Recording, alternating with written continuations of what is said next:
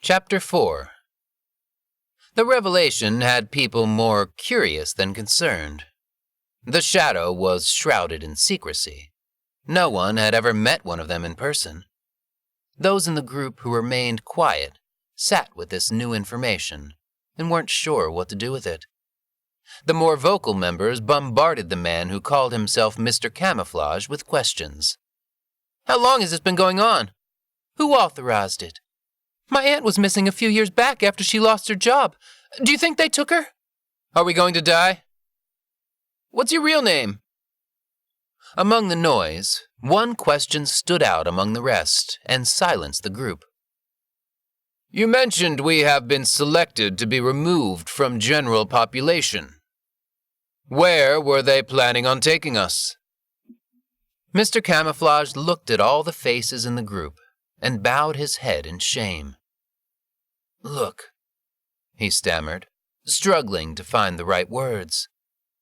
Before I tell you this, I want you to know that I was not a part of this decision-making process. Tell us. Being selected and removed from general population means being led to a slaughterhouse for humans. We were on our way to being killed. No trial, no explanation, no final goodbyes. We were taken abruptly against our wills, loaded onto a bus, and hauled off to be killed. A tear of shame and sorrow ran down Mr. Camouflage's face. I'm so sorry that I was a part of a group who does that. It's not your fault, Cam, Dane said, sensing his remorse. Yeah, don't beat yourself up over it, Lauren added. Once I found out, I threatened to expose them. They told me it's not what I think it is, and to let it go. But I kept looking into it. Then, they did unspeakable things to me, which crippled me for life. And that wasn't enough for them. One day, I was taken just as you all were. You stopped it, though, Lynn said. Yeah, you saved our lives, didn't you? Cheryl asked. I may have bought us some time, but they'll be looking for us, Mr. Camo said. Out here, it's only a matter of time before they find us.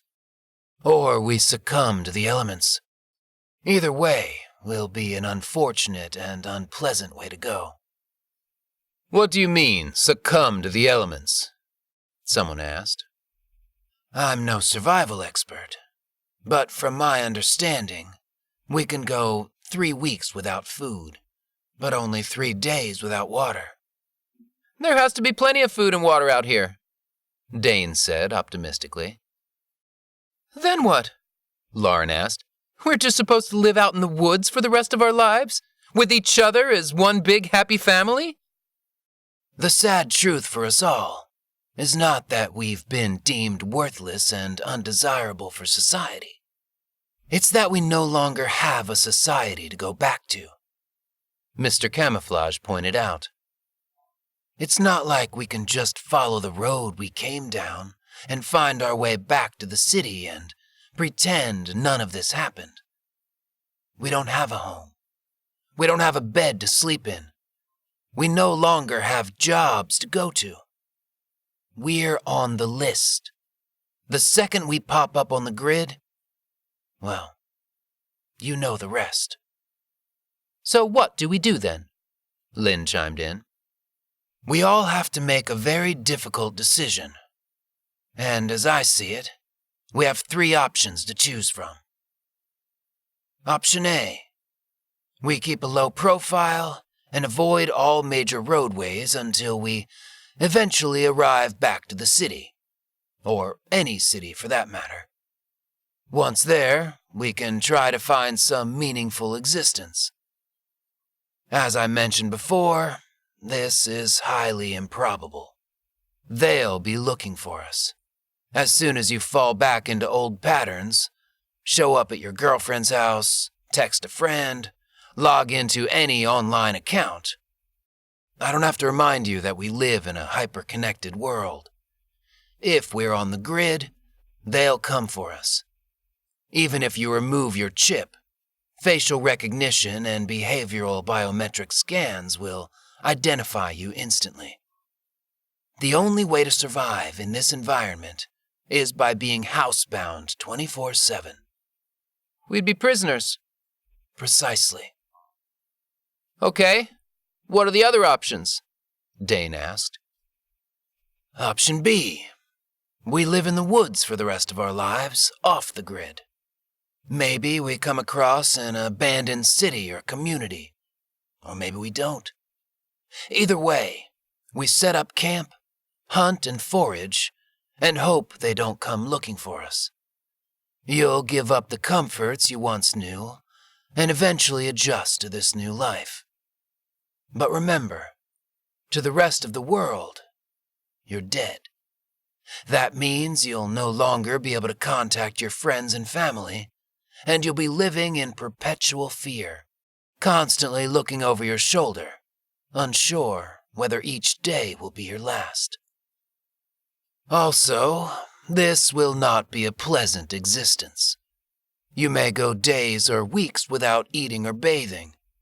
There will be no laundromat, no supermarket, no VR theater, no pharmacy or hospital.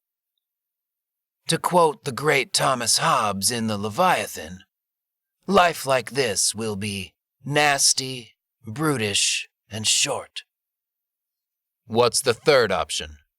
Train asked. Mr. Camouflage took a moment before he answered, looking around at all the worried faces illuminated by the campfire.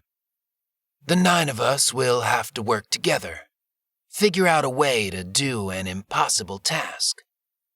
With little to no practical skills, no weapons or ammunition, no intel, and no guarantee we will find adequate food and water, we will fight back our oppressor to end this tyranny and overthrow the most powerful government the world has ever known. Somehow. And I remind you, we don't even know who or what we're up against. The most deadly enemy is the one you don't know. Now, we don't have a lot of time to make a decision, and I don't expect everyone to make the same decision. You need to decide which option is right for you. You don't need to make your decision right now. Sleep on it. But by morning, we will gather again to discuss which option we all prefer. The gravity of the situation was really sinking in. Until then, most people figured there would be some way to forget about this whole situation and return to their old lives as if nothing had happened. They were starting to realize that may not be the case.